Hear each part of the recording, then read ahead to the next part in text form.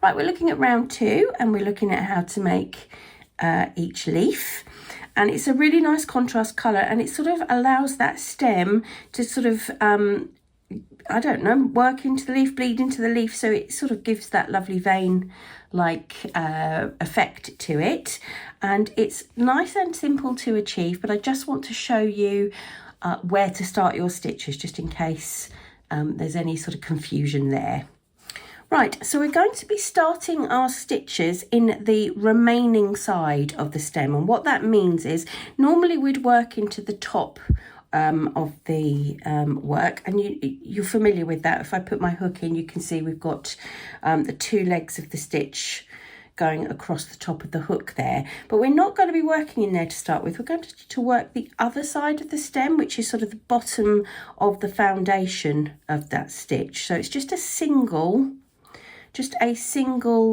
strand of yarn going over the hook there, and we're going to be starting in the very first of those strands of yarn, and you can join into any one of the stems, it really doesn't matter, but you can find that by, if you'll see the first double crochet in any stitch there, and you'll see the 2 strands of yarn at the top of it. We need to ignore that because we just want to find one with just the 1 strand of yarn, and once I found that 1 strand of yarn, I know I'm working into the bottom side of the stitch that's there already. Okay, so I'm going to join my yarn, and I'm using the lovely, oops, I've dropped it, helpfully, using the lovely Avocado Recreate yarn. I'm going to join that into that first stitch.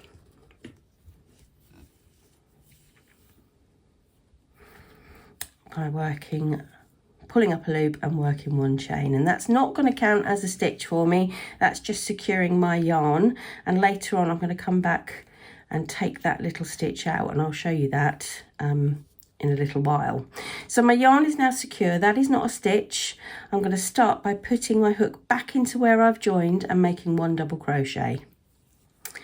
All right, and the next stitch along, and again I'm just looking for 1 strand, and if you can see what I've done here, I've turned the hook, so I'm sort of digging at the work with that hook rather than sort of trying to go in with the blunter end. If that's helpful, you can do that. I'm sorry, what I'm doing here is a half treble in the next one, so I needed to have yarn round hook first, but I've sort of pulled that loop down sufficiently it's easy to get my hook through, so that's 1 half treble. I'm moving up to trebles because we're giving that leaf some lovely shape here. So I'm now going to do 2 trebles into the next stitch. Again, using my hook to pull that loop down a little, and 2 in there.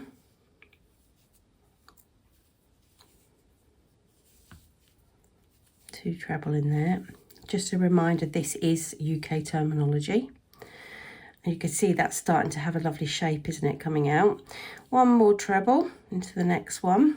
Now, as you get towards the top here, it does become slightly more difficult to see where the hook is going to go, especially if you are using darker yarn. But providing you have done your 6 chain and then your 5 double crochet in the round before, you will have enough space to make this pattern.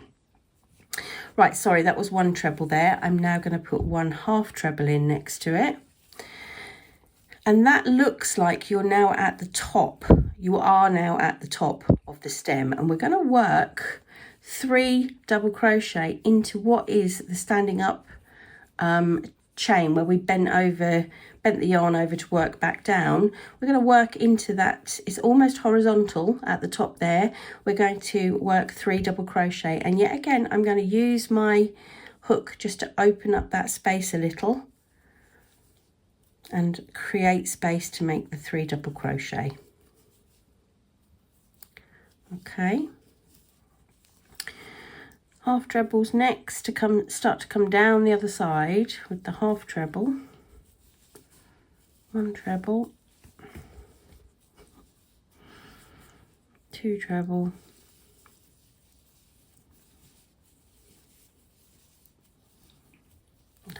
1 half,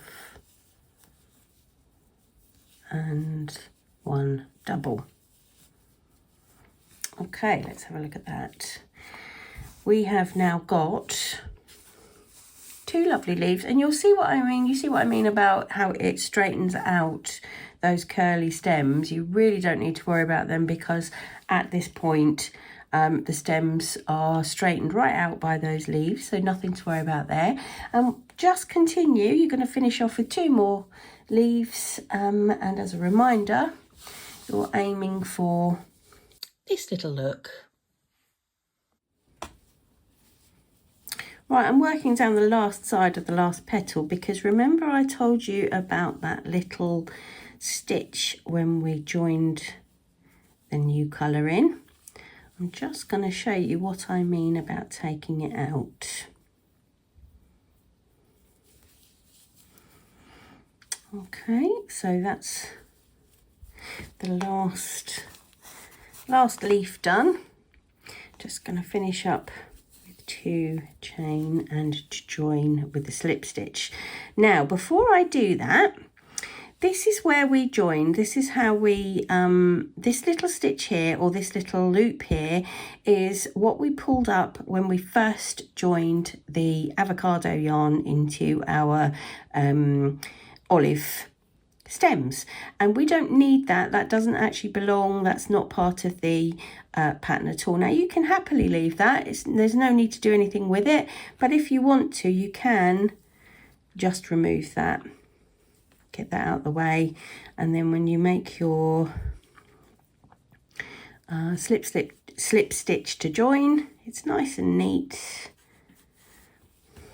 and it looks exactly as if it was never there at all.